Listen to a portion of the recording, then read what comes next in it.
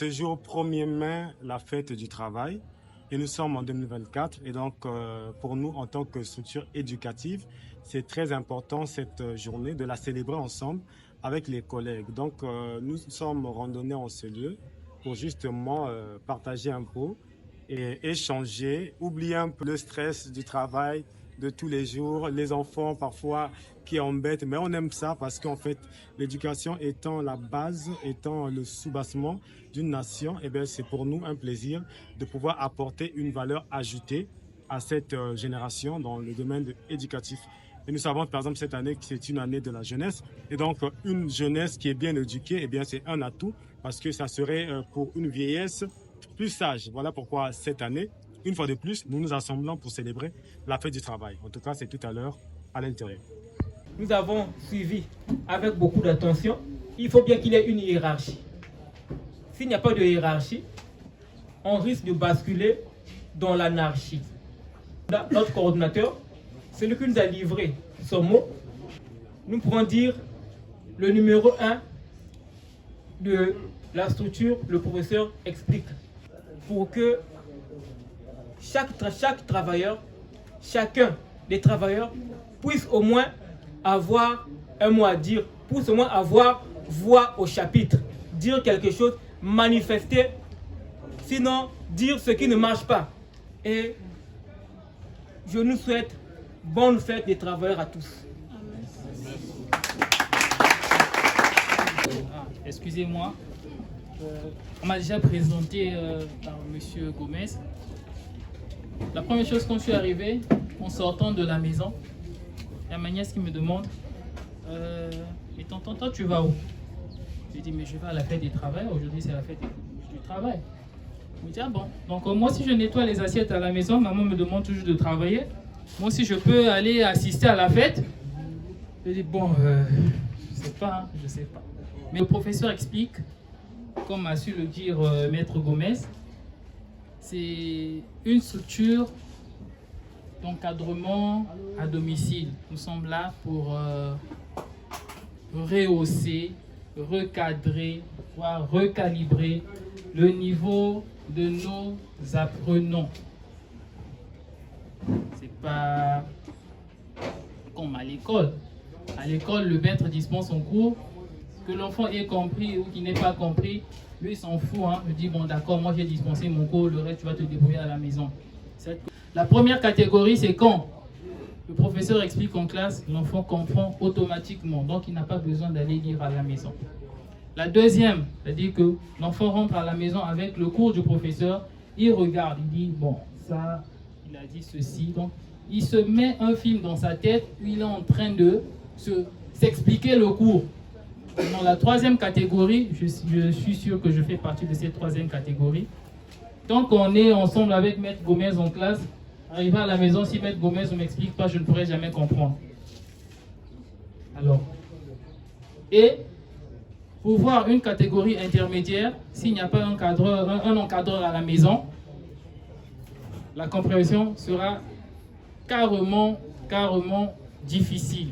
Je vais commencer mes propos en disant merci au Seigneur. Vous savez que sans le Seigneur, nous ne pouvons rien faire. Nous allons devoir dire juste merci à Jésus par ce petit mot que je dirai en prière. Père, je te rends grâce pour ce jour parce que tu es celui qui a créé le travail. Voilà pourquoi je voudrais te mettre au centre de mes propos et de cette cérémonie. Que l'honneur et la gloire te soient rendus. Dans le nom de Jésus, nous t'avons ainsi prié. Amen. Amen. Le professeur explique c'est cette structure d'encadrement scolaire à domicile qui encadre les élèves du CP1 jusqu'en terminale. Nous prestons d'abord à domicile. Aujourd'hui, nous avons des centres d'encadrement et nous nous sommes élargis. En ce moment, nous prenons même les enfants qui sont au préscolaire. Nous apprenons les enfants qui sont au P3 et nous avons aussi commencé à prendre les enfants qui sont en première année de l'université pour ceux qui sont à la faculté des sciences. Et donc, nous avons commencé depuis 2013, mais officiellement, nous avons commencé en 2017 parce qu'en 2013, c'était officieusement. Et Dieu a fait grâce qu'aujourd'hui, nous sommes en train de faire notre bonhomme de chemin. Et c'est parce que vous êtes là. Est-ce que vous pouvez acclamer pour vous-même? Le professeur explique qu'il ne peut pas exister sans ses enseignants, ses encadreurs, qui sont des vaillants hommes, des vaillants héros, qui sont toujours sur le terrain, même quand il pleut, même quand il neigera au Congo, eux, ils seront toujours là, en train de travailler, parce que c'est des gens qui aiment ce qu'ils font, parce que c'est des gens qui sont passionnés de l'éducation, de former. Voilà pourquoi nous sommes en train, déjà, d'envisager une autre façon de faire par rapport à ce qui motive chacun d'entre nous. Et nous avons des projets que nous n'allons pas aujourd'hui évoquer, mais qui marquera la différence par rapport à certains labels qui nous ont vu faire et par nous qui ont aussi ouvert la porte. Et donc nous bénissons le Seigneur de ce que, quelque part, nous avons été les précurseurs de cette histoire de façon organisée, encadrement avec un suivi, avec à la tête des gens comme une inspectrice qui n'est pas encore là, qui sera là, Madame Villa, qui prend le temps d'étudier le cas de chaque élève, de chaque difficulté que nous avons lorsque nous sommes sur le terrain. Le professeur explique cet temps aujourd'hui jusqu'à Pointe-Noire, par la grâce de Dieu. Aujourd'hui, nous sommes présents à la ville Océane. J'ai profité de faire un coucou à nos amis à Pointe-Noire. Coucou, je salue le coordonnateur et je salue toute l'équipe de Pointe-Noire. Je sais qu'à Pointe-Noire, il n'y a pas la fête comme ici. Hein. Faites un peu de bruit. À Pointe-Noire, il n'y a pas encore, mais vous allez fêter l'année prochaine. Je serai là. Voilà, donc nous sommes déjà à Pointe-Noire cette année et l'année prochaine, nous allons aussi ouvrir quelque part. Le bas et le Ngwanangai, c'est un secret. Quand on avait annoncé Pointe-Noire, les gens nous ont précédés. Là, on ne dira pas où on sera. Parce que si on dit à Paris, là, ils vont aller avant nous. On garde ça pour nous-mêmes. Est-ce qu'on peut acclamer le Seigneur? Merci d'être venu avec toi. En tout cas, je suis très ravi. Surtout, je voudrais dire merci vraiment de tout cœur de la présence de tous ceux qui ont répondu présent, vraiment de nos invités. Parce qu'on avait dit qu'il fallait normalement. Il y a des amis qui n'ont pas respecté ça, je le vois même. Mais merci à ceux qui ont respecté la consigne. Est-ce que ceux qui ont respecté la consigne peuvent acclamer pour eux-mêmes?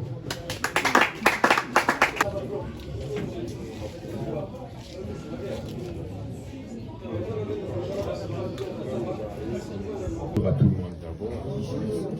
Et bonne fête de 1er mai à tous. Merci. Que Dieu soit une bénédiction pour chacun de nous ici. Alors, moi, je suis Monsieur Matondo Dadji. Je suis parent d'élèves. Ça fait pratiquement 4 ans que je suis avec vous. L'entendre, c'est celui qui transmet le savoir aux autres. Aujourd'hui, nous en Afrique, on a remarqué que quand on connaît quelque chose, on a tendance à bloquer, à fermer, à faire le catch comme on a l'habitude de le dire. Mais vous êtes assez patient pour travailler avec les enfants pendant des années et des années. Et pour ça, je crois que vous avez droit à une acclamation de vous-même.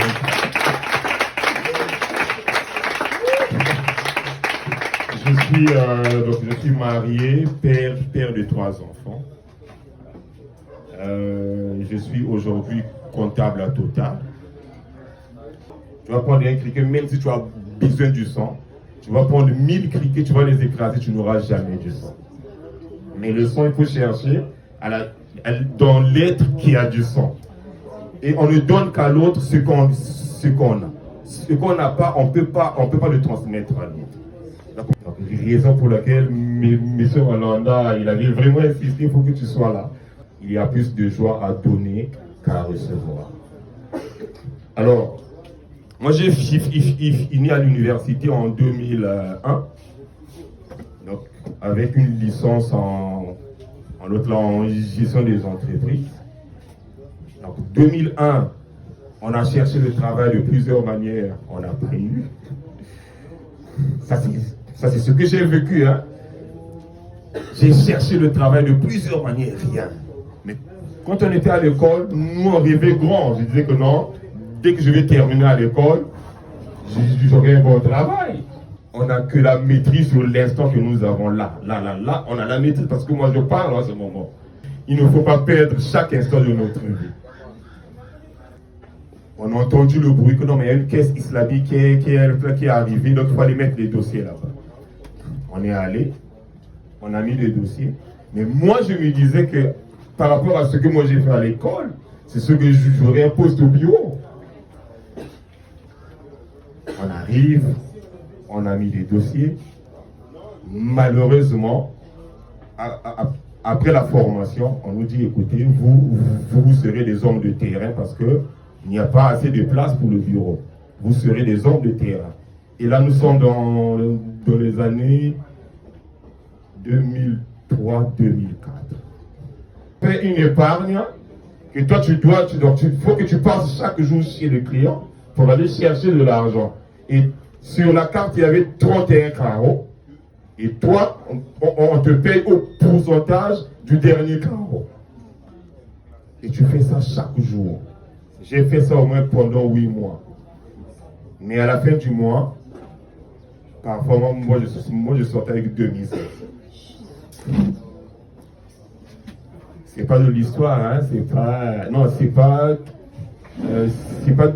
de la fiction, mais c'est ce que j'ai vécu.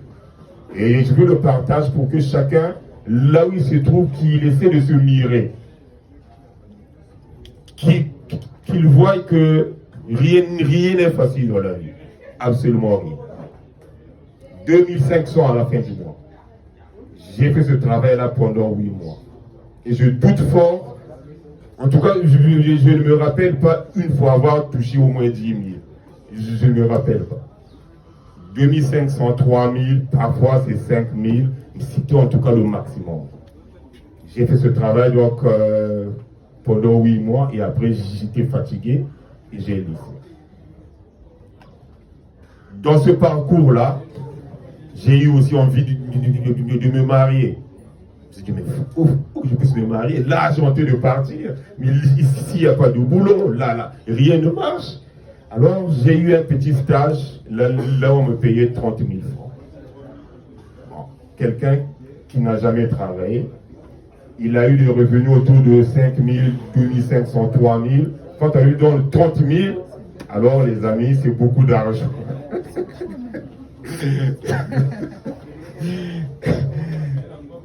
C'est beaucoup d'argent. Là, on est en 2005. C'est beaucoup d'argent. Pour moi, les 30 000, c'était beaucoup d'argent. Et j'ai commencé à préparer mon mariage avec les 30 000 francs. Le jour où moi, j'en ai parlé à l'autre frère, à l'autre du monsieur d'Orient, il était trop touché. Il a dit, il faut que tu viennes le partager avec les autres. Et c'est pour dire que n'attendez pas d'être béni, parce qu'être béni, ça ne dépend pas de vous et moi. Ça dépend de Dieu. Demain ne nous appartient pas, mais nous vivons au présent. Ce que tu as là, essaie de rêver grand avec ça. Les 30 000 francs, ça m'a permis de faire... bon. Bien avant, je me disais que les 30 000 francs, je ne peux rien faire avec. C'est celle qui est mon épouse aujourd'hui, c'est celle qui a dit non, mais avec les 30 000 francs, on peut ouvrir un compte à la Mucodec. J'ai dit non, mais avec 30 000 francs, comment on va faire? Elle a dit non, on doit ouvrir un compte à la Mucodec. Celui qui n'est pas encore marié ici, celui qui est encore célibataire, en tout cas, ne soyez pas pressés, faites bien le choix de votre partenaire. Amen. Parce que c'est très important de faire le choix du partenaire, femme comme homme. Parce que la femme qu'on va choisir peut être pour toi une bénédiction ou bien un fardeau qui va te tirer vers le bas pour rien. Vice versa. Et je le dis là aussi en tant qu'homme de Dieu. Donc après, moi j'étais encore dans les raisonnements. J'ai dit, mais 30 000, on va avoir un compte à la Mucodec. Comment? Il dit non, on peut le faire. Alors, on a ouvert un compte à la Mucodec. Et chaque mois, quand j'avais les 30 000 francs, en tant que chrétien, j'ai un devoir envers Dieu pour la dîme. S'il y a des chrétiens ici, soyez toujours en ordre avec Dieu pour la dîme. On a un Dieu qui est fidèle. Il ne trahit jamais, il ne ment pas. On n'est pas né dans une famille riche, hein, mais on est né dans une famille pauvre. On ne parlait même pas français à la maison. Fonctionnaire, enseignant, 11 enfants. Pourquoi il faisait? Aujourd'hui, nous, on est dans le privé. On peut essayer de prendre un peu soin de nos familles. Mais parfois, pour que tu puisses atteindre du premier jusqu'à la fin du mois, parfois c'est difficile. Mais on est dans le privé. Commencez à rêver grand avec ce que vous gagnez aujourd'hui. Chaque personne a un Dieu quelque part. Donc que chacun puisse faire confiance à son Dieu là. Moi j'ai fait confiance à mon Dieu avec les 30 000 francs que je gagnais. Et comme j'étais fidèle à Dieu avec les 30 000 francs là, les 30 000 francs, au bout de 6 mois, on m'a augmenté à 60 000 francs. Vous voyez que ça, pour moi, c'était encore beaucoup d'argent. On est en 2007. Et en 2009, donc de 2003, que j'avais croisé celle qui est mon épouse aujourd'hui, on s'est croisé en 2003. On est resté dans la chasteté avec elle jusqu'en 2009. Donc on a fait 6 ans de galère avec elle. Aujourd'hui, que chacun essaie de prendre ce qui est bon dedans et qui lui rejette ce qui est mauvais. 6 ans avec elle. Moi, je n'avais rien. Elle partait encore à l'école. Une fois, moi, je lui ai même dit, mais tu sais, on dirait que moi, je te perds le temps. Parce que je n'ai rien. Je ne vois même pas une lueur d'espoir devant. Moi, je te perds le temps. Mais quand on va à l'église, on a des frères qui sont peut-être mieux placés. Il faut que tu ailles avec eux. Peut-être qu'ils vont te donner une chance que tu sois quelqu'un. Mais moi, je n'ai aucune promesse. Aucune. Parce que la vie ne marche pas. Mais la fille, cette sœur-là, vraiment, elle m'a soutenu. Ne soyons jamais ingrats envers ceux qui nous font du bien. C'est un conseil. Parfois, quand elle avait à manger à la maison, on lui sert à manger, non, le foufou avec un morceau de poisson et tout. Et quand on se retrouve à l'église, à la fin du culte, elle mettait un sachet. Je prends le sachet. Quand je rentre à la maison, c'est un morceau de foufou avec un morceau de poisson. C'était fort. Même pour avoir son froid, c'était très très difficile. Mais moi, je suis sûr qu'ici, il n'y a personne qui gagne moins de 20 000 ici. Hein? Il n'y a personne qui gagne moins de 20 000 ici. Tu ne penses pas. Ne rêve pas que demain tu auras une grande chose pour que tu puisses être sérieux quand tu auras la grande chose. Là, non. Commence à être sérieux maintenant avec ce que tu as. Dieu va te bénir avec ce que tu as. C'est ce que nous croyons, c'est ce que moi je crois. Et c'est ce que moi je vous donne comme témoignage de ma propre vie. Je ne connais personne sur cette terre qui est bon, qui est haut placé. Je ne connais personne. Absolument personne. Mais je suis le petit de Jésus. J'ai l'habitude de dire avec la mon frère et moi, je suis le petit de Jésus. Sans donner de la peine pour que nous ayons semé et fortifie davantage l'être de tout un chacun. Au nom de Jésus-Christ notre Seigneur, nous te confions toutes choses et que la gloire te revienne. Avec foi, tous ensemble, nous avons prié. Amen. Amen. Ok, merci à tous.